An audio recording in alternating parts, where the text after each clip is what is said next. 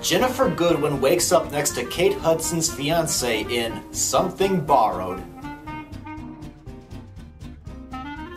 Hey everybody, how's it going? Rob here, and Something Borrowed has been advertised as a romantic comedy, but to me, I think it's definitely more of a drama because in this film, Ginnifer Goodwin plays Rachel, who is a quiet, single young lawyer who is the opposite of her louder, more self-centered friend Darcy, played by Kate Hudson. Now, one night after celebrating Rachel's birthday, Rachel wakes up to find Darcy's fiancé Dex, who is also her crush in law school, in bed with her, leading to complications in order to not let Darcy know. And the problem is now there is a strong connection developing between the two of them. The movie is based on a very successful book by Emily Griffin, and when I first started watching the film, Goodwin and Hudson, they kind of reminded me of real people I knew, especially at the beginning of the film, where they're in the bar and they're supposed to be celebrating Rachel's birthday, but Hudson kind of uses it to promote her wedding instead. Hudson, I think she can play a self-centered, attention-grabbing character very well, and Goodwin, I thought she was perfect as the quiet and not too showy Rachel. But I definitely saw more chemistry between Rachel and Dex, which made me wonder throughout the film if Dex was going to go through with his wedding or not.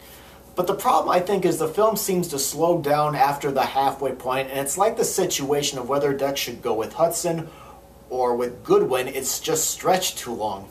Later in the movie, Dex and Rachel do decide to spend a weekend together to see what happens, but I wish they had done that earlier in the movie because we get a lot of scenes of Rachel and Dex going to dinner parties and bars with Hudson and their friends, and Dex and Rachel are trying, fight their feelings for each other.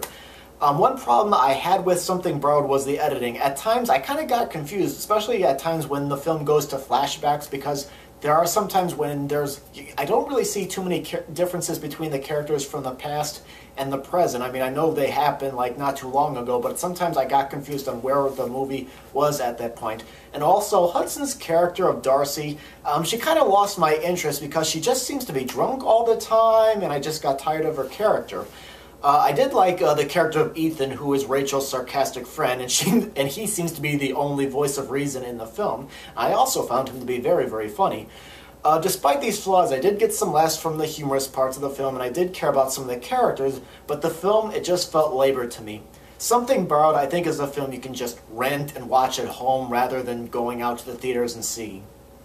Alright, so that's my review of Something Borrowed, so go ahead and leave your comments about the video or about the film if you have seen it. So thank you very much for taking the time to watch it, and hopefully we'll see you next time on R&B Reviews.